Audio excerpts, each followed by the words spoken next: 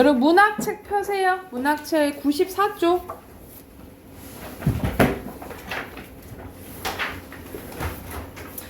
자, 94쪽 보면은 우리 이제 계속 소설 이론하고 있는데 소설에서 없어서는 안 되는 게 갈등이에요. 왜냐면 갈등이 없으면 뭐가 없을까? 소설에? 전개, 그렇지. 전개. 그리고 재미가 좀 없겠죠. 그렇지? 그래서 갈등이 있어야 되는데 밑에 보면은 갈등의 뜻 나와요. 갈등은 본래 칡나무 덩굴과 등나무 덩굴. 그래서 말 그대로 칡나무 갈자에다가 등나무 등자예요, 한자가. 그래서 이게 얽혀 있다라는 것을 뜻하는데요. 그래서 결과적으로 어떠한 일이 서로 얽혀 쉽게 풀어내지 못하는 상태를 뭐라 한다는 거야? 갈등이란다는 거죠. 그래서 인물들이 내적으로 겪는 혼란 또는 외적인 요소와의 대립 충돌을 얘기합니다. 갈등은 소설이나 극 중에 아까 있죠. 사건을 전개시키는 기본적이고 필연적인 요소고요. 이 사건 전개에 긴장을 더해서 독자의 흥미를 유발합니다. 그래서 갈등이 없으면 조금 재미가 없다라고 생각하시면 되겠죠. 갈등의 원인을 파악하고 이 일을 해결하는 과정 속에서 뭐가 드러나요? 주제가 드러나고 그리고 갈등을 풀어나가는 과정에서 인물들의 성격이나 심리 상태를 파악할 수 있다라고 보시면 됩니다. 예를 들어서 여러분 영화 부산행 보면은 똑같이 막 좀비 바이러스가 퍼지는데 공유랑 마동석처럼 막 이제 다른 사람을 구하고 막 이런 사람이 있는가 반면에 그 김희성 아저씨처럼 자기 살겠다고 난 막 좀비한테 막 보내버리고 뭐 이런 사람이 있는 거죠, 그렇죠? 걔가 기장인가요? 예, 기장 김희성 아저씨요. 그래가지고 그런 걸 통해서 뭐 이렇게 성격, 뭐 심리 상태 이런 것도 알 수가 있다라고 생각하시면 되겠죠. 여러분 갈등은 크게 두 가지로 나뉘어져요. 내적 갈등, 외적 갈등. 내적 갈등은 한 인물의 내면에서 일어나는 상반되거나 분열된 심리로 인해 생기는 갈등입니다. 그래서 혼자서 인물 속에서 이럴까 저럴까, 고백받았어, 저 사람이랑 사귈까 말까 왜 고민하는 것들 있잖아요. 이 내적 갈등. 그래서 내면에서 대립되는 상황으로 인한 이렇게 선택의 고민뿐만 아니라 걱정, 분노, 방황 등의 감정 등도 내적 갈등에 해당된다라고 알아두시면 되고요. 외적 갈등은 한 인물과 그 인물을 둘러싼 외부 외부 대상과의 대립으로 인한 갈등이라 생각하시면 돼요. 그래서 총 4가지죠. 인물과 인물의 갈등, 인물과 사회 갈등, 인물과 운명의 갈등, 인물과 자연의 갈등. 이게 총 4가지인데 거의 인물과 인물의 갈등에 생각하시면 되겠죠. 그래서 보통 뭐 가치가 뭐 성격에 따라서 선역 있으면 악역 있는 거지, 그치? 그리고 인물과 사회 갈등은 인물이 속한 사회 제도나 윤리와 충돌해서 생기는 갈등을 얘기해요. 그래서 대표적인 게 홍길동전이나 아니면은 사랑손님과 어머니 뭐 이런 것들이 인물과 사회 갈등이라 생각하시면 돼요. 여러분 홍길동전은 유명한 대사 있잖아요. 형을 아버지를 아버지라 부르지 못하고 형을 형이라 부르지 못해. 왜? 홍길동이 서자니까. 그래서 우리가 본처의 자식을 적자, 첩의 자식을 서자라고 했죠. 이때는 적서 차별제도가 있어서 자기 하고 싶은 게 있어도 홍길동이가 실현하지 못했죠. 그래서 자기가 이제 원하는 거를 이루고 떠나면서 끝나게 된 이야기죠, 그렇죠? 그리고 사랑송님과 어머니는 이게 배경이 1930년대거든요. 이때는 약간 되게 보수적이어가지고 여성이 재혼하는 것에 대해서 별로 좋게 보지 않았다는 거죠. 그래서 결국 사랑송님과 어머니가 헤어지게 되는 거지, 그치? 이런 게 대표적인 인물과 사회의 갈등이라고 보시면 되고요. 인물과 운명의 갈등은 대표적인 작품은 영마입니다. 우리가 영마는 역마살이 있다 해가지고 어느 한 곳에 정착하지 못하고 막 떠돌아다니는 것을 역마살이라고 하거든요. 그래서 여기서 주인공, 남자 주인공이랑 여자 주인공이 있는데 남자 주인공이 막 돌아다니는 장돌뱅이에요. 그런데 이제 한 여자를 만나서 얘 정착하려고 하는데 그 여자랑 이루어질 수 없는 사이였어. 알고 봤더니 사랑하는 여자가 이복 이모였던 거야. 이복 이모여가지고 헤어지게 돼요. 그래서 결국 인물과 운명의 갈등에서 뭐가 이겨버린 거야? 운명이 이제 이겨버렸다라고 생각하시면 되고요. 그리고 인물과 자연과의 갈등은 인물이 자연 환경에 부딪히거나 대결하면서 겪는 갈등이에요. 그러니까 나는 이렇게 편하게 살고 싶은데 갑자기 홍수가 날 수도 있고 지진이 날 수 있고 아까 뭐 부산행처럼 갑자기 좀비 바이러스가 퍼질 수 있고 뭐 이러잖아요. 그런 갈등이라고 생각을 하시면 될 것 같아요. 자, 밑에는 인물의 갈등의 양상 나오네요. 양상은 모습이라고 생각하시면 돼요. 그래서 갈등이 전개되는 모습과 강도를 얘기하는데, 그래서 문제에서 갈등 양상이 다른 것은, 옳은 것은 뭐 이런 게 나와요. 설아야, 94쪽, 문학 94쪽 피면 돼. 94쪽이요? 네. 근데 저 지금 자, 밑에는 갈등의 시작, 발전, 해소 단계를 파악할 수 있는데, 고조는 점점 높아지거나 물어익는 상태. 여러분 처음에는 완전 날카로운 걸 얘기하거든요. 그래서 첨예한 갈등하면 완전 극강의 이제 날카로운 갈등을 얘기하고, 해소는 말 그대로 해결된 걸 얘기를 하겠죠. 그쵸? 원진할리 옆에 개념 연습하기 봐볼게. 오른쪽에 빈칸 넣어보자. 갈등은 인물들이 겪는 내적, 외적인 빈칸 뭐예요? 사건, 그치. 갈등, 감정, 대립? 대립. 대립, 갈등은 뭐 전개의 기본적인 요소? 감정, 사건 전개. 사건. 그리고 등장인물의 감정, 심리, 심리 나와 있고 심적, 여기 있잖아. 갈등, 뭐 할 수 있다 했어? 양상, 쇼. 혐의, 쇼시라니까. 사건, 성격. 그렇지. 자, 밑에는 김정한의 상하촌 일부가 나와 있는데, 이거는 농촌 현실의 갈등이 이제 나오는데요. 우르르새 이글이글 달아있는 폭양 아래 난데없는 홍수 소리다. 물벌레에 고기 새끼 죄대 말라져 죽고. 지금 어떤 상황이냐면 가뭄이 든 거예요. 가뭄이 상황인데, 땅거미가 줄을 치우고 개미떼가 장을 벌였던 붓도랑에 둔덕이 넘게 벌건 황토불이 우렁차게 쏟아져 내린다. 빨갛게 타져 죽은 곡식에 인자여서 물인들 얄라마는 그래도 타다 남은 벼와 그 시든 두렁콩들은 물소리만 들어도 생기를 얻은 듯이 우줄우줄 춤을 추는 것 같대. 그래서 여기서 비유법 나왔고, 비유법도 나왔고, 특히 의인법도 나왔죠. 행길 양옆에 흘러가는 봇도렁가에 흰옷 누른 옷 검은 치마를 미친 듯이 부산하게 떠들며 오르내린다. 수도 저수지에 물을 터놓은 것이다. 성동리 농민들은 밤낮 없이 때리져 몰려가서 애원에 탄원에 두 손발이 닳도록 빌기도 하고 불평도 하고, 나중에는 밤중에 수원지 울 안에까지 들어가서 물을 달리 돌려내려고 했기 때문에, 그러니까는 지금 가뭄인 상황이니까 지금 농사를 지어야 되는데 물이 부족한 거잖아요. 그죠? 그래서 DC 수도 출정소에서는 작년처럼 또 폭동이 일어날까 두려워서 저수지 소지도 할 겸 제2저수지 물을 터준 거예요. 그 상황에서 이제 사람들이 이제 물을 받고 이제 밭에 이제 물을 이제 넣어야겠지. 유아독존식에 날뛰는 저 사람들의 쇄도에 눌려 흘러오는 물조차 맘대로 못된 곰보 고서방은 마침내 따는 큰 맘을 먹고 자기는 물꼬를 조금 터 놓았는데, 그러자 그걸 본 양반이 빽 소리를 내지르며 달려왔다. 오더니 다짜고짜 왜 또 손을 대요? 인제 물도 다 되고 가서 하니 나도 좀 대야죠 하고 고서방은 자기 말이 너무 비겁한 것 같아 한마디 더 보탰는데, 그리고 당신 논에는 물이 철철 넘치고 있지 않소?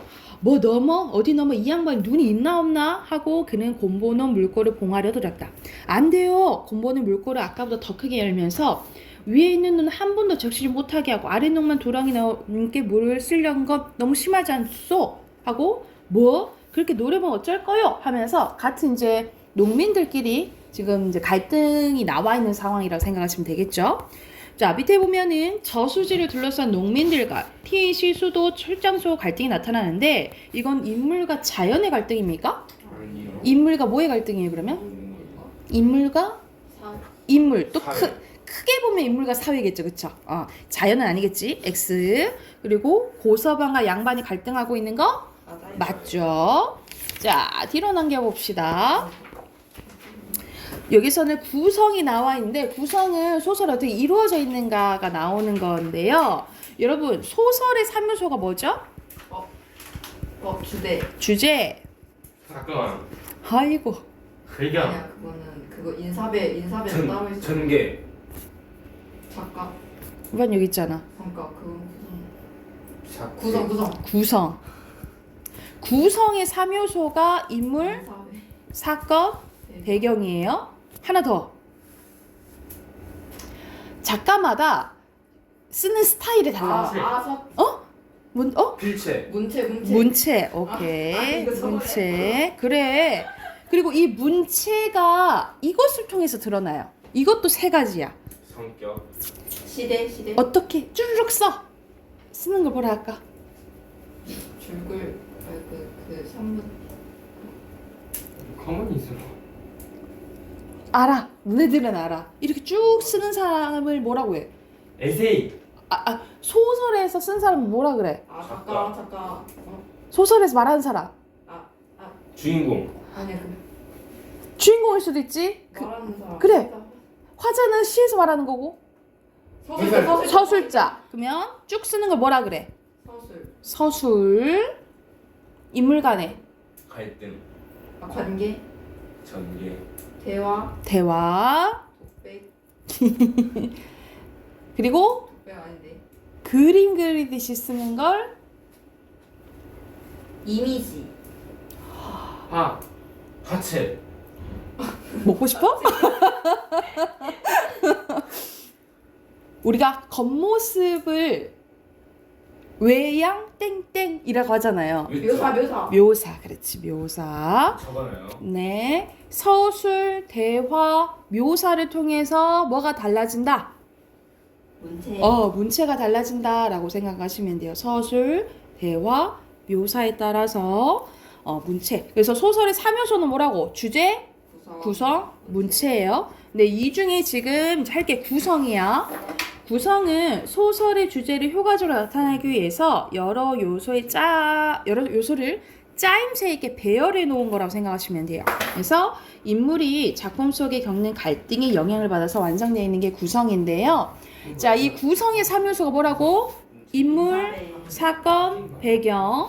인물은 말 그대로 소설이나 극 속에서 어떠한 일을 겪는 사람, 사건은 모든 일, 그리고 배경은 구체적인 뭐 시간과 장소 이렇게 나왔는데 이 시간과 장소를 묶어서 뭐라고 하냐면 자연적 배경이라고 해요. 그리고 배경의 종류에는 또 뭐가 있냐면 사회적 배경이 있습니다. 그래서 시간적, 공간적 배경을 묶어서 자연적 배경이라고 하고, 그리고 사회적 배경은 우리가 보통 소설에서 많이 나온 배경들 있잖아요. 일제강점기라든지 6.25 전쟁 때라든지 아니면은 독재정권이라든지 이런 특정한 배경들이 나오잖아요. 그런 것도 이제 사회적 배경이라고 생각하시면 돼요. 그래서 배경의 크게 종류는 어떻게 나뉘어진다고? 자연적 배경이랑 사회적 배경이라고 생각하시면 되고요.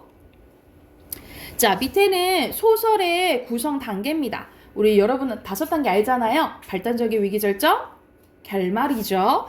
자, 발단에는 인물과 배경이 제시되고 어떤 사건이 일어날 것 같은 사건의 실마리가 제공된다라고 보시면 되고, 전개에서 사건이 시작하면서 뭐도 시작돼요? 갈등이 시작해야겠죠. 그렇죠? 그리고 여기서 꼭 나오는 건 아닌데 이어질 사건이나 결말을 암시하는 것이 나타나기도 해요. 그걸 뭐라고 하지요? 그러게요. 떡밥. 떡밥 같은 거. 실마리? 두 글자예요. 단서. 단서 맞잖아.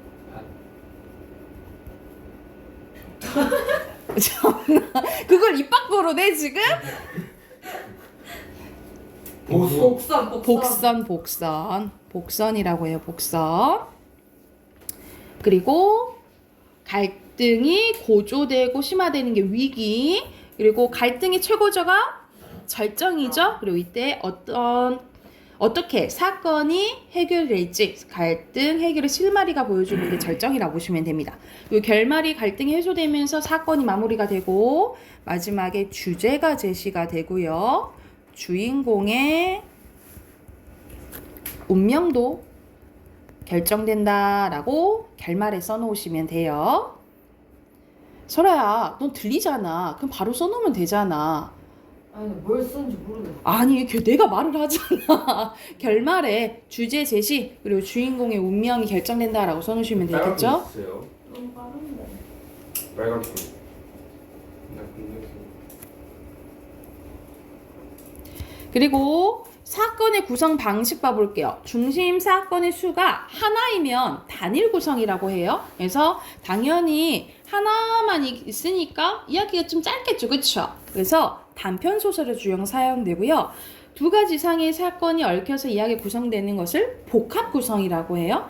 복합 구성은 보통 장편 소설에서 많이 사용된다라고 생각하시면 되고, 우리 드라마만 봐도 우리 주말 드라마 보면은 예를 들어서 삼형제 이야기가 나와. 그러면 첫째 이야기 따로, 둘째 이야기 따로, 막 셋째 이야기 따로 막 이렇게 나오잖아요. 그럼 뭐 복합 구성이라고 생각하시면 되겠죠. 그쵸? 그리고 시간 순서에 따른 구성 방식입니다. 이건 여러분 다 알고 있는 내용이지. 우리가 시간 순으로 진행되면 무슨 구성? 순행적 구성. 같은 말로 평면적 구성. 우리가 보통 과거 회상하는 것은 시간을 거슬러 올라가는 거죠. 그쵸? 그래서 역순행적 구성, 같은 말로 입체적 구성 기억하시면 되고요. 그리고 외부 이야기 안에 내부 이야기가 있는 것을 뭐라고 하냐면 액자식 구성이라고 해요. 그래서 모양이 이렇게 액자 같다라고 해서 그래서 겉에 있는 이야기를 외부 이야기, 외화라고 하고 안에 있는 이야기를 내화라고 해요. 그래서 예를 들어서 선생님이 태성이랑 막 이야기하고 있는데 태성이한테 태성아 그 이야기 아니? 어떤 얘기요? 어떤 이야기냐 말이냐? 하면서 뾰로롱 그 이야기로 들어가. 그런 이야기, 그런 이제 구성이 액자식 구성이라고 생각하시면 되겠죠. 그래서 액자식 구성은 외화와 내화의 서술자가 다른 경우가 많다라고 보시면 돼요. 그리고 보통 외부 이야기가 내부 이야기를 둘러싸는 액자의 역할을 하고 내부 이야기가 핵심이 된다라고 보시면 돼요. 그래서 여러분 왼쪽에 뾰로로 여기 잠깐 환몽 구조 한번 보실래요?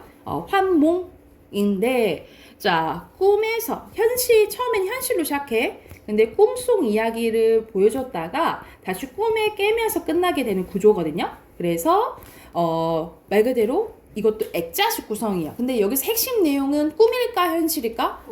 꿈. 그치. 내화가 핵심 내용이라 했잖아. 그치?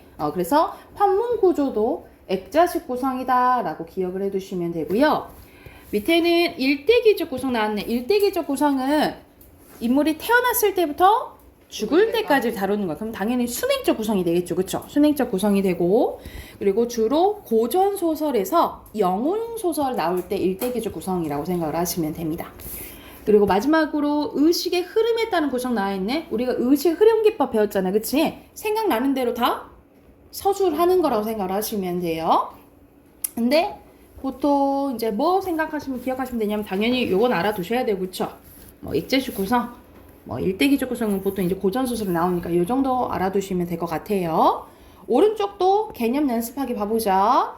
발단은 등장인물이나 배경이 소개되는 구성 단계 맞습니까? 맞지요. 갈등의 최고조는 언제라 했어? 절정이죠. 절정? X입니다. 자, 밑에는 황순원의 학이라는 작품인데요. 이거는 이제 6.25 전쟁 때가 배경이라 생각하시면 돼요. 앞부분 줄거리 봐봅시다.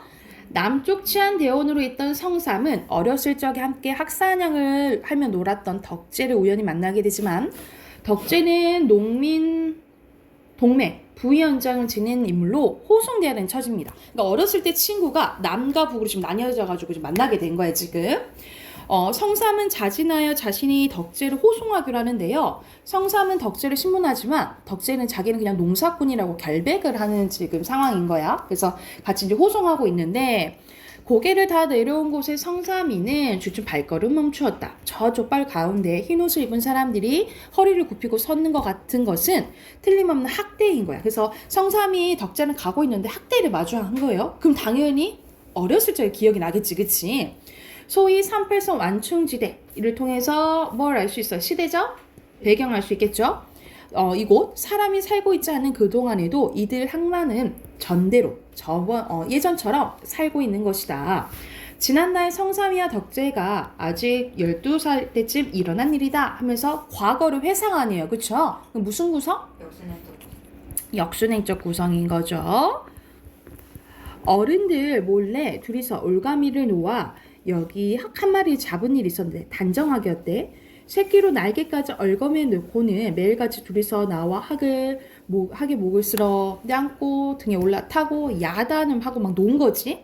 그러던 어느 날이었다. 동네 어른들이 수근거리는 소리를 들었는데 서울서 누가 학을 쏘러 왔다는 것이다. 무슨 표본인가를 만들기 위해서 총독부의 허가, 이때는 뭐 일제라고 보시면 되겠죠, 그렇죠? 총독의 허가까지 맡아가지고 왔다는 것이다. 그 길로 둘이는 벌로 막 내달렸는데 이제는 어른들한테 들켜 꾸지람을 듣는 것 같은 건 문제가 아니었다. 그저 자기네 학이 죽을까봐 걱정했다는 거예요. 그런데 학은 잘 걷지도 못하는 아니다. 춤 돌릴 겨를도 없이 자풀새를 기어 학 발목에 올가미 풀고 날개에 새끼를 끌었는데 그런데 학이 잘 걷지도 못하는 것이었는데 그동안 많이 얽매여 시달린 탓이리라. 둘이서 학을 마주하나 공중을 투쳤고 벼랑과 총소리가 들렸대. 학이 두 서너 번 날개질하다 그대로 내려왔다. 맞았구나 라고 생각했는데 그러나 다음 순간 바로 옆 풀숲에서 펄럭 단정 한 마리가 날개를 펴자 땅에 내려앉았던 자기네 학도 긴 목을 뽑아 한번 울음울더니 그대로 공중으로 날아올라 두 소년의 머리 위에 둥그러미를 그리며 저쪽 멀리로 날아갔대요. 두 소년은 언제까지나 자기네 학이 사라진 푸른 하늘에서 눈을 뗄 줄 몰랐다라는 거죠. 그래서 이 학이 푸른 하늘로 막 날아간 것은 뭘 상징할까요? 해방, 그렇지. 자유를 상징한다라고 생각하시면 돼요.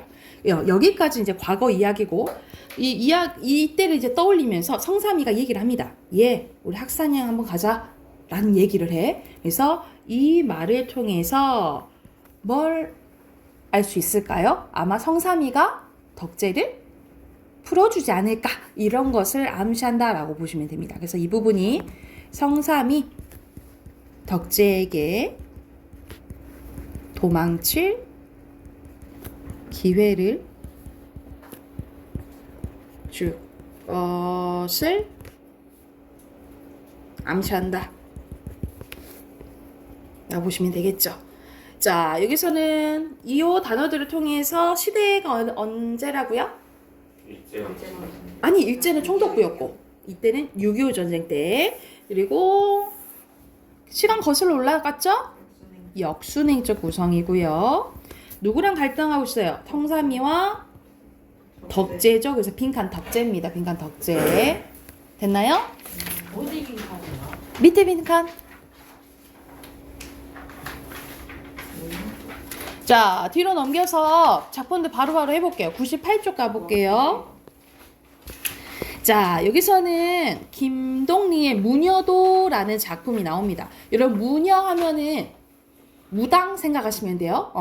자, 여기서는 바로 앞부분 줄거리 봐보면 나가 태어나기도 전에 어느 날 우리 집에 한 사내와 딸이 이제 오는데 그들을 한 달을 조금 넘게 우리 집에 머무르며 그림도 그리고 자신들의 지난 이야기를 들려주었다고 한다. 낭이라는 이름을 가진 그 딸이 그린 그림을 할아버지는 무녀도라고 불렀대요. 소녀가 남기고 간 그림, 이것을 할아버지께서는 무녀도라 불렀지만 이 그림과 함께 내가 할아버지부터 전해 들은 이야기 다음과 같대. 그럼 그 이야기로 들어가는 거죠, 그쵸? 그럼 이건 대표적인 무슨 구성이에요? 액자식. 그렇지, 액자식 구성이건 액자식 구성이야. 경주읍에서 성 밖으로 오리집 나가서 조그만 마을이 있었는데 여민촌, 잡성촌이라고 불리는 마을이었대요. 이 마을 한 구석에 모화라는 무당이 살고 있었는데 모아서 들어온 사람이라 모아라고 불렀다라는 거죠. 그러나 그녀가 살고 있는 집은 마을의 어느 여염집과 딴판이었는데 그것은 한 머리 찌그러져가는 묵은 기와집으로 지붕 위에는 기와버섯이 퍼렇게 뻗어올라 역한 흙냄새를 풍기고 집 주위에 앙상한 돌담이 군데군데 얼린 채 옛성처럼 꼬불꼬불 에워싸고 있었대. 이 도깨비굴 같이 낡고 헐린 집 속에 무녀 모아와 그의 딸 낭이가 살고 있었다라는 거야. 낭이 아버지 되는 사람은 경주읍에서 70리 가량 떨어져 있는 동해변 어느 길목에서 해물가게를 보고 있었는데 풍문에 의하면 그는 낭이를 세상 없이 끔찍이 생각하는 터이므로 봄 가을철이면 분잘 핀 다시마마 조촐한 꼭지미역 같은 것을 가지고 다녀가곤 한다는 것이었다.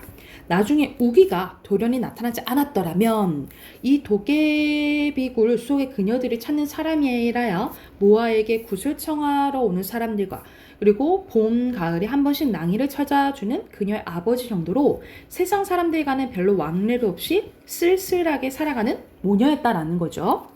자, 근데 모하는 무당이 되기 전에 어떤 남자와 사이에 아들 욱을 낳습니다. 그러니까 앞에서 나왔던 이 욱이 누구의 아들이었던 거야? 모하의 아들이었다는 거야. 이후 모하는 욱이 무녀의 아들이라는 이유로 험난하게 살아갈까봐 마을에서 먼 절간으로 보내게 돼요. 그러나 어느 날 소식이 묘연했던 우기가 돌아오게 됩니다. 이제 장성해가지고. 그러나 우기는 며칠을 가지 않아 모아와 낭이에게 알 수 없는 이상한 수수께끼와 같은 존재가 되었는데 왜 그랬냐면 그는 음식을 받아놓거나 밤에 잠을 자려 할 때나 또 아침에 자리에 일어났을 때 반드시 한참 동안 주문 같은 것을 외웠다라는 거야. 그리고 틈틈이 품속에서 조그만 책 한 권을 꺼내 읽곤 했는데 낭이가 그것을 수상스레 보고 있으려니까 우기는 너도 이 책 읽어라 하면서 책을 이렇게 보여줬대. 낭이는 지금까지 심청전이라는 책을 여러 차례 두고 읽어서 국문쯤 간신히 읽을 수 있었으므로 우기가 내놓은 그 조그만 책을 들여다보니 맨 처음 껍데기에 큰 글자로 신약전서라고 써져 있는 걸 봤다는 거죠. 그러니까 말 그대로 그 책이 성경책이었다는 거지, 그치? 낭이가 알 수 없다는 듯이 우기를 바라보자 우기가 뭐라 했냐면 너 사람을 누가 만들어냈는지 아니? 라고 했다는 거죠. 낭이에게는 이 말이 들리지도 않았을 뿐더러 우기의 손짓과 얼굴 표정을 통해 대강 짐작만 하고 있었다 하더라도 이건 지금까지 생각도 못한 어려운 말이었다는 거죠. 그럼 너 사람이 죽어서 어떻게 되는지 아니?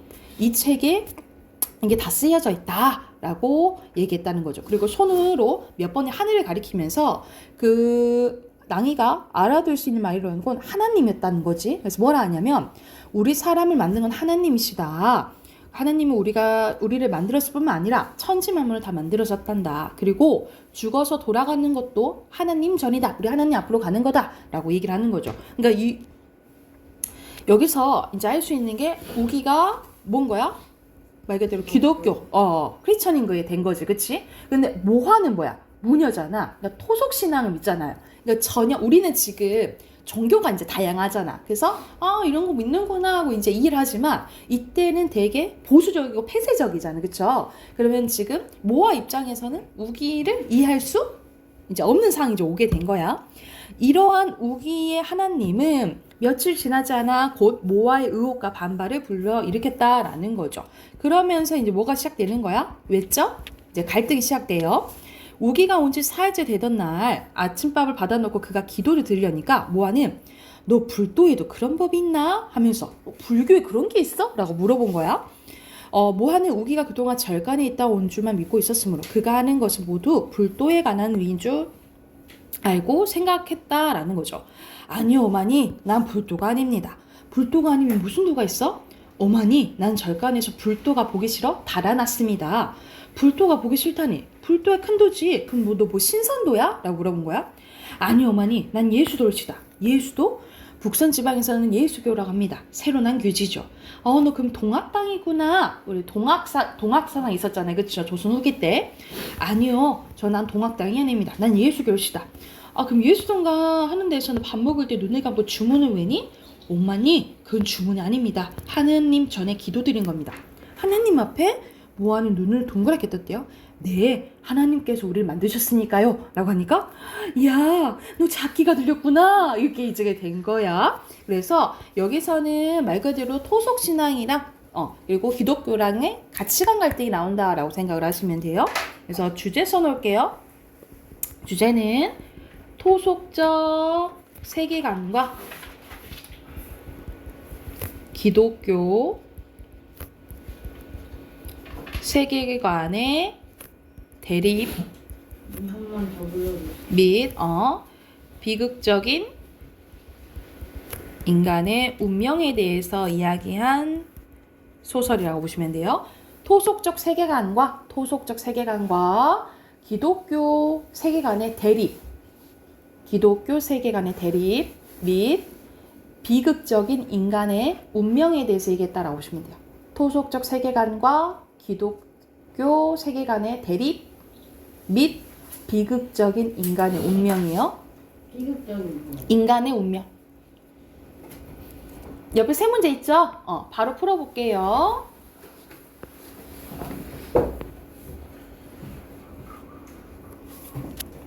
답 확인해볼까요?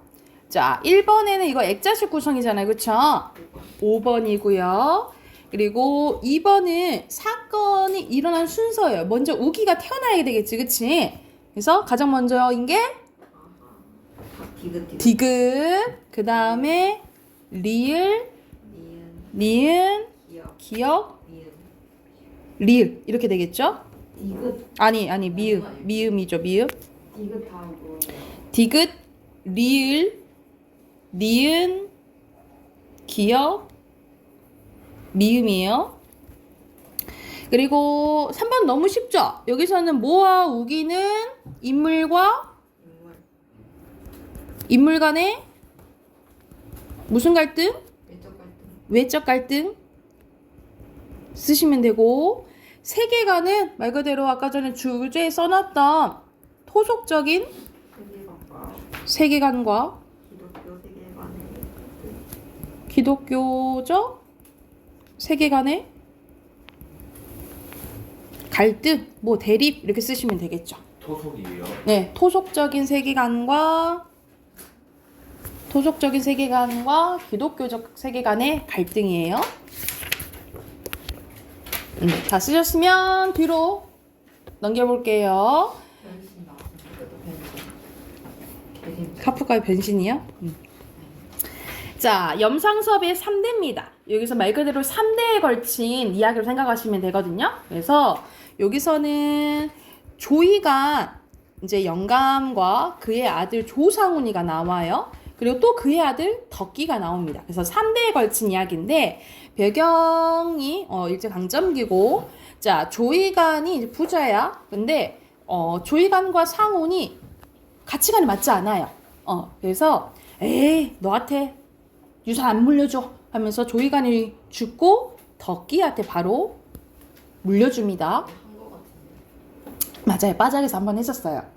그래서 이걸 이제 다룬 이야기라고 생각하시면 되고, 이 3대 서술장은 특정 인물의 시각을 보여주거든요. 그래서 당연히 인물의 심리가 나오면 전제적 이제 작가 시점을 생각하시면 되겠죠. 보면 바로 가볼게. 이때는 지금 조이간이랑 조상훈이가 이 조이간이 뭘 하려고 하냐면 족보 있죠. 이 집안의 족보를 막 이제 사들이려고 바꾸려고 하는 상황인 거예요. 근데 조상훈이는 쓸데없는 데 돈을 쓰지 많았으면 좋겠다고 이제 대립되는 부분이라고 생각하시면 돼요. 누가 돈 쓰는 것을 아랑곳하랬나? 누가 저더러 돈을 쓰라고 걱정인가? 내 돈 가지고 내가 하는데 네가 뭔 상관이야? 이제 조이간은 그러는 거지. 아버지께서 하시는 일에 조금 뜸하여지며 부친이 쌈지를 풀어서 담배를 사는 동안 상훈이는 나직이 말을 꺼냈다. 돈 쓰신다고만 하는 것도 아닙니다만은 어쨌든 공연한 일을 만들어내는 사람들이 첫째 잘못이란 말입니다. 뭐에 어째 공연한 일을 말이냐? 부친의 어기에 좀 낮췄대요. 대동보수하더라도 족보 한 질에 50원씩으로 메었다 하니 그 50원씩을 꼭 수봉하면 무엇하자고 3, 4천이로 가위로 됐겠습니까? 아니, 족보하는 것까지는 좋다. 근데 돈이 너무 많이 추가로 들지 않았냐? 쓸데없이 너무 돈이 많이 든다라고 얘기하는 거죠. 3, 4천은 누가 3, 4천을 썼다던 영감은 아들의 말이 옳다라고 생각했대. 왜냐면 그렇게 돈이 들었거든. 근데 실상 그 3, 4천의 말이 돈이 그 족보 바뀌는데 직접적으로 들어가는 게 아니라 땡땡 조씨로 무한 지배 계통을 이어서 일문일족을 끼려 한즉, 그러니까 말 그대로 집안 좋은 조씨에다가 자기 집안을 넣어야 되잖아, 그치? 그 집안 사람들이 좋아하겠어 사실상? 아니잖아. 그래서 이 양반의 진국이 묽어질까봐 반대하는 축들이 많으니까 그 집안 사람들한테 돈을 이렇게 준 거죠. 그 입들을 씻기기 위해서 쓴 것이다 하기 때문에 남봉 자식이 남봉 피운 돈 액수를 줄이듯이 이 영감도 실상 한 1,000원 썼다라고 하는 것이다. 중간에 협잡해는 이런 약점을 노리고 우려 쓰는 것이지만 이 영감으로서 성한돈 가지고 이런 병신구실하기는 처음이래. 그래서 여기서는 심리가 다 나오니까 전지적 작가 시점인 걸 알 수 있겠죠. 그야 얼마를 쓰셨던지요. 그런 돈 좀 유리하게 쓰셨으면 좋겠다는 말씀입니다. 제하자 유구무원이란 시대는 지났다 하더라도 노친 앞이라 마른 공손했으나 속은 달랐다라는 거예요. 겉으로만 이렇게 예의 바르게 한 거지. 어떻게 유리하게 쓰란 말이냐. 너같이 5, 6천원씩 학교에 들이밀고 제 손으로 나 가르친 남의 딸자식 유인하는 것이 유리하게 쓰는 방이냐? 그러니까는 조상훈은 약간 교육에 이렇게 돈을 써야 된다고 생각하는데 여기서 무슨 말을 하는 거냐면 조이관이 이 조상훈이가 이제 여자 문제가 있어요. 말 그대로 남의 딸자식이랑 이런 이제 썸씽이 있었던 거야. 그래서 근데 지금 상관없는 일이잖아요. 근데 조이가는 이제 아들한테 약간 면박 주려고 일부 그 얘기를 꺼낸 거죠. 아까부터 상훈이의 말에 화로가에 앉아서 폭발단을 만지작거린 것 같아서 위태위태하더라니 겨우 간정되려던 영감의 감정에 또 불을 붙여놓고 말았다. 상훈이는 갑자기 그런 이야기를 하니까 어이가 없어서 얼굴이 벌개졌대. 조이간이 죽고 덕기가 재산 상속을 받게 돼요. 조이간 유산 목록에 정미소가 우리가 쌀 만드는 정미소가 없었다는 것을 안 상우는 정미소를 찾아려고 합니다. 한편 상우는 세간값을 적은 종이들을 덕기에게 보내 값을 치라고 얘기한 거예요. 그래서 어제 그건 봤니? 그 세간값 적은 종이 얘기를 하는 거야. 부친이 비로소 말을 붙이는 아들은 다음 말을 기다리고 앉았다라는 거죠. 치를 수 없거든 거기 두고 가거라. 역정스러운 목소리나 여자 손들이 만든 구차스럽게 세간값으로 부자충돌하는 꼴을 보이기 싫기 때문에 아들의 입을 막으려는 것이다. 안 치러드린다는 것은 아닙니다마는 덕기는 오래 잠자코 있을 수가 없어서 말부리만 따고 또 가만히 고개를 떨어뜨리고 앉았는데 그러나 복통이 터져서 속을 끓었대. 속에 있는 말은 실현스럽게 하고 싶으나 부친 앞에서 더구나 조인광자 중에서는 사람이 많은데 그럴 수 없었다라는 거죠. 이 판에 용이 이렇게 과하시면 어떡합니까? 여간한 세간 나부랭이야. 저 집에 안 쓰고 굴리는 것만 갖다 놓으셔도 넉넉할 게 아닙니까? 너 굳이 뭐하러 새 거 많이 사냐? 기존에 거 조금 쓰면 어떠냐? 라고 얘기를 하는 거야. 안방치장 하나에 1,000원 돈을 묶어서 드린다는 것은 생돈 잡아먹는 것 같고 누가 치르든 간에 어려운 일이었다는 거죠. 이 판이 무슨 판이란 말이냐? 이따 안 입고 온 소리 할 때는 그거 내놓고 어서 가거라. 안 쓰고 굴린 새가 너나 쓰렴. 영감은 자식이라 좀 점해서 그런지 화만 버럭버럭 호령이다. 할아버지께서 산소에 돈 쓰시나고 반대하던 걸 생각하시로. 뭘 어째? 너희들은 먹여 살리라니? 걱정 마라. 안 입고 게 무슨 네가 총차리냐? 그러나 정미소 장군은 이따라 내게 보내라. 부친의 이 말을 하고 트집을 잡는 건데 정미소가 아니라 모두 내놓으라 하셔도 못 드릴 것은 아닙니다마는 늘 이렇게 하시면 어디 드릴 수 있겠습니까? 라고 얘기를 하는 거야. 드릴 수 있고 없고 간에 내 건 내가 차는 게 아니냐. 왜 그렇게 말씀하셔요? 제게 두시면 어디 갑니까? 이놈 불화당 같은 소리 하는구나. 돈천도 못 되는 거 치를 수 없다는 놈. 너 어째? 하면서 부친은 신경질이 났는지 벼랑간 달려들더니 주먹으로 뺨을 갈기려던 것을 덕기는 벌떡 일어났으니까 주먹을 어깨에 맞았다는 거죠. 그러니까 말 그대로 육체적인 이야기 폭력까지 하는 거죠. 병적인지 벌써 망령인지 모르겠으나 점점 흥분해서는 안 해되겠다 하고 마루로 피해 나와버렸대. 그러나 금시로 정이 떨어진 것 같고 그 속에 앉은 부친이 딴 세상 사람 같다는 생각이 들었다라는 거죠. 그러니까 내가 알던 아버지가 아닌데 왜 이렇게 변했나라는 생각이 든 거예요.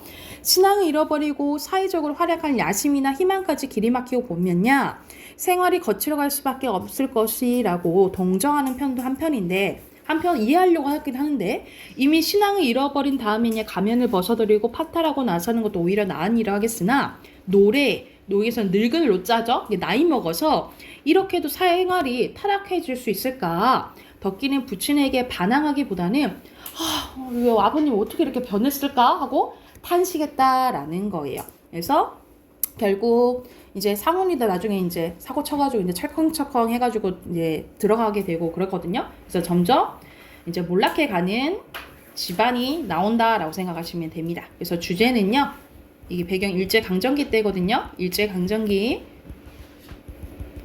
중산층 집안의 재산 상소 문제를 통해 드러나는 갈등에 대해서 이야기했다라고 보시면 돼요. 일제강점기 중산층 집안의 재산 상속 문제를 통해 드러나는 갈등입니다. 설아 적었어? 여기도 세 문제 있죠? 바로 풀어보세요.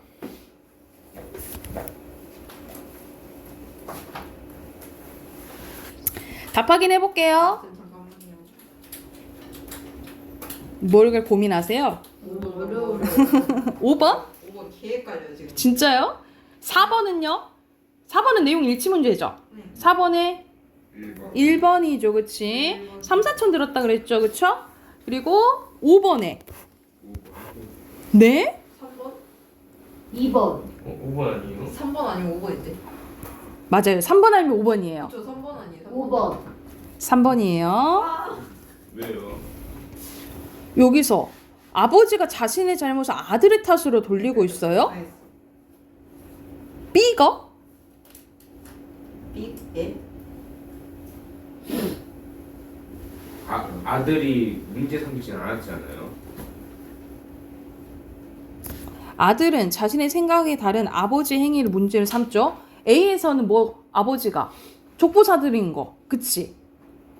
그리고 B에서는 자꾸 세간살이 막 비싸게 살려고 하잖아, 그쵸? 그 행동을 문제 삼는 거죠. 왜 그러십니까? 하고 이제 지금 갈등이잖아, 둘 다. 이거는 5번은 완전히 맞죠. 여기 A, B 둘 다 아니에요. 그리고 6번은요? 2번 아니면 2번, 아니면 3번? 몇 번 또? 가장 적절한 건데 여기서 기억은 누구의 심리 나온 거야? 조영감의 조혜관 영감의 심리 나오는 거고 니은은 덕기. 덕기의 심리가 나오는 거야. 적절한 거 5번이에요.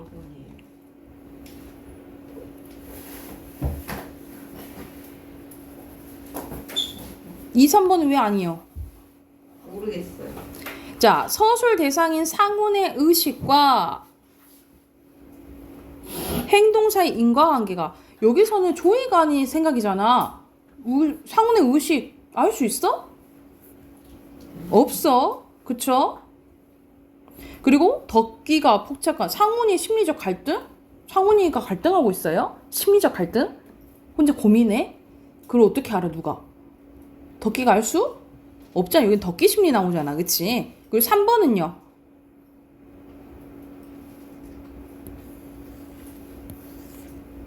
낮게 평가해요? 덕기가 낮게 평가한 건 맞지? 왜 아버지가 저렇게 변했을까? 근데 영감은 아니죠. 그것 때문에 틀렸다라고 보시면 돼요. 네, 됐을까요? 자, 문법 꺼낼게요. 문법 답 확인을 안 한 지가 너무너무 오래됐어요. 문화에서 너무 싫은데요? 근데 해야지요. 우리 우선 74쪽 채점해야 되죠? 네. 74쪽. 네. 또 근데 74쪽 볼게요. 74쪽. 자, 1번의 순서대로 1번에 5번, 2번에 5번, 3번에 여러분 여기는 고유어 이거는 한자어잖아. 한자어가 더 구체적인 거예요. 그래서 요거 끼리는 바꿔줄 수 없어. 3번이고요. 4번에 1번, 5번에 여러분 이거는 공간 관련된 기억은 공간 관련된 거고 니은은 추상적인 거야. 우리 추상적인 건 뭐야? 눈에 보이지? 않는 거잖아. 그러면 이거는 공간 추상이야. 그러면은 낮은 곳 맞고 이거는 추상적이고 공간적 맞고 추상적이고 추상적이죠? 이해됐어요? 그리고 추상적인 거 맞죠? 그리고 맞고 아니고 맞고 아니죠. 오케이. 1번입니다. 우리 밑에 빈칸 넣을게요. 첫 번째가 공간 그리고 추상화 중심적 주변적 오른쪽에 6번에 적절한 거 5번이고요. 밑에 또 빈칸 넣으면 반이 반의요? 네, 반의 의미 요소 오른쪽도 의미 요소예요. 그리고 마지막 상보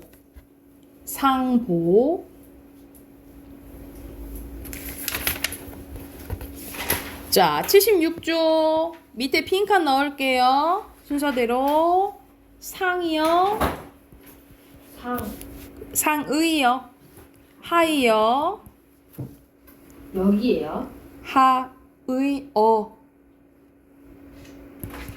그리고 2번에 공하의어. 공하요? 네. 그리고 비양립. 그 다음에 수컷.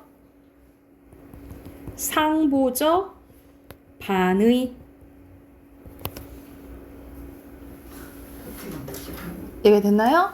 자, 우리 여기서는 상하관계 나오는데 여러분 상이어 있고 하이어 있으면 하이어는 상이 의미를 다 갖고 있는 거예요. 그게 함의한다 이 말이야. 그래서 여기서 알맞자는 것은 3번이에요. 이렇게 바뀌었어요 지금 함의한다는 의미가.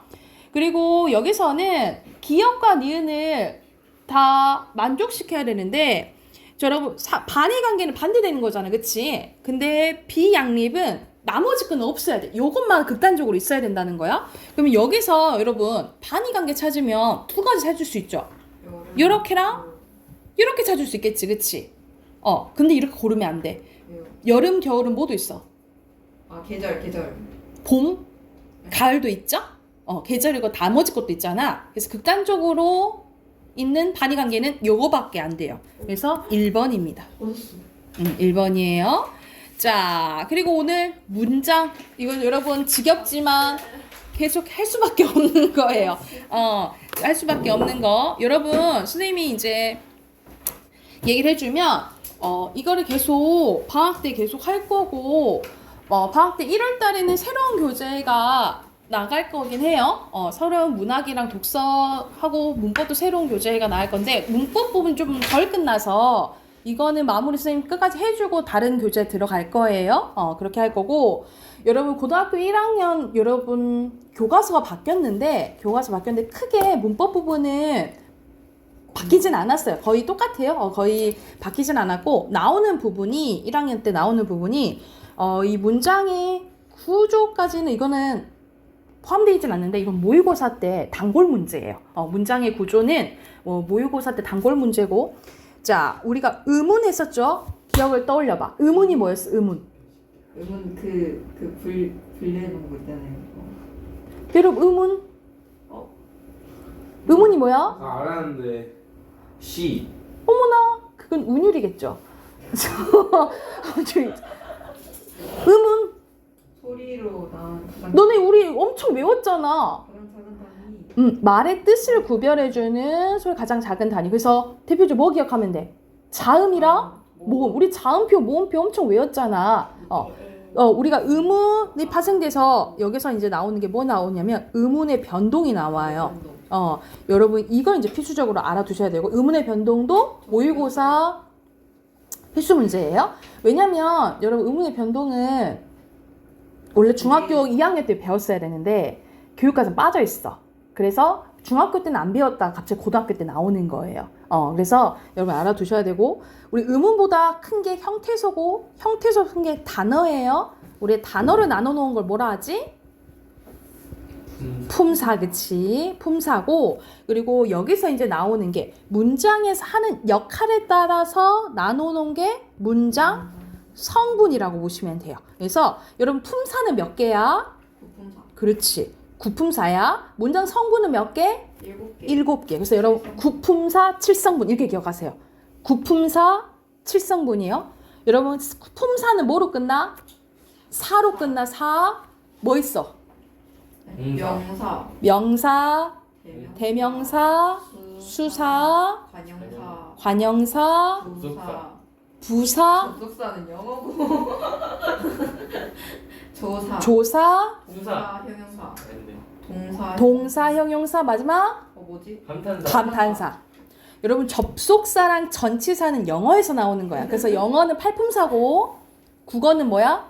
구품사고. 이제 오늘 이제 할 게 이제 문장 성분이에요. 문장 성분인데 여러분 이 문장 성분 알아놔야지 문장의 구조해요. 우리 이제 3학년 때 지금 마지막 시험 본 게 문장의 구조잖아, 그치? 그래서 그 부분이라고 생각하시면 되고 먼저 문장 한번 봐볼게요. 문장의 뜻부터 나오네요. 자, 문장의 뜻 보면 생각이나 감정을 완결된 내용으로 나타낸 최소의 형식, 언어 형식이라 보시면 됩니다. 그러니까 문장은 끝나야 돼. 끝나야지 문장이에요. 끝내서 끝나는 최소의 언어 형식을 문장이라 하는데 의미상의 완결된 내용을 갖추고 형식상으로는 문장이 끝났으면 나타나는 표지가 있어야 되는데 그 표지가 뭐야? 마침표라든지 물음표라든지 느낌표라는 이제 문장 보호가 있어야 된다는 거죠. 그리고 어절, 구, 절이 문장 구성한 기본 단위로 이 순서대로 이렇게 더 커진다라고 보시면 돼요. 어절보다 큰 게 구고요. 구보다 큰 게 절이고 절보다 큰 게 문장이라고 보시면 돼요, 여러분. 그거에 대한 개념풀이가 왼쪽에 있어요. 왼쪽에 보면 왼쪽에 어절입니다. 어절은 단어랑 단어를 합쳐졌다고 생각하시면 돼요. 문장을 구성하고 있는 각각의 마디로 문장 성분의 최소 단위며 뭐라고 생각하시면 되냐면 띄어쓰기의 그 단위와 일치한다라고 생각하시면 돼요. 그래서 우리 문제에서 나오잖아. 2어절로 쓰시오 나오잖아요. 맨날 물어보고. 3어절로 붙이오. 근데 음절과 어절을 헷갈리면 안 돼. 음절은 글자 수예요. 그쵸? 글자 수야. 그럼 3음절이면 세 글자인 거야. 근데 어절은 띄어쓰기 단위라 했잖아요. 그럼 3어절이면 띄어쓰기. 그래서 태성이가 밥을 먹는다. 이렇게 3어절이라 생각하시면 되겠죠. 그쵸? 그리고 이거보다 큰 게 구예요. 근데 사실 국어에서 구는 잘 안 나와요. 근데 영어에서는 구 많이 나오죠. 뭐 동사, 구, 형용사, 구 이렇게 나오잖아. 근데 우리 국어에서는 잘 안 나온다라고 생각하시면 되고 여러분 절을 보셔야 돼요. 절은 주어와 서술을 갖고 있지만 완전히 끝나지 않은 걸 절이라고 해요. 그래서 주어와 서술을 갖고 있죠. 끝나지 않으면 절. 근데 끝났으면 문장이라 생각하시면 됩니다. 그래서 절보다 큰 게 뭐라고 생각하면 돼? 문장이라 생각하면 돼. 그래서 봐봐. 강아지는 기다려. 우리 이거 많이 했지, 그치? 주인이 산책 가기만을. 그래서 이거는 명사 역할 하잖아요. 그래서 이걸 명사절이라고 부른다는 거죠. 그치? 이런 식으로 주어와 서술어는 갖고 있지만 완전히 끝나지 않는 걸 뭐라 한다고? 절이라고 한다고. 자, 그래서 이걸 기반으로 이제 문장 성분할 건데 여기 개념까지 하고 오늘 마무리할게요. 자, 문장 성분은 말 그대로 문장에서 하는 역할에 따라서 나누는 거라 하면 돼. 그래서 문장 성분은 어로 끝나요. 여러분 품사는 뭐로 끝난다 했지? 사로 끝나지. 품사는 사로 끝나. 근데 문장 성분은 뭐로 끝나요? 어로 끝나요. 그래서 크게 세 가지로 나뉘어지는데 문장에서 꼭 필요한 게 주성분. 주성분에 4개 있고요. 부속 성분은 주성분을 꾸며주는 거예요. 2개 있고요. 혼자 쓰이는 게 독립성분 하나 있다 이렇게 생각하시면 돼요. 그래서 총 몇 개? 7개라고 생각하시면 돼요. 이해됐을까요? 그래서 이거는 더 구체적인 거는 내일 이어서 할게요. 여러분 내일 단어 외우세요. 아셨죠? 21, 22강 오늘 내일 오면 바로 볼게. 알겠죠? 숙제는 따로 없어요.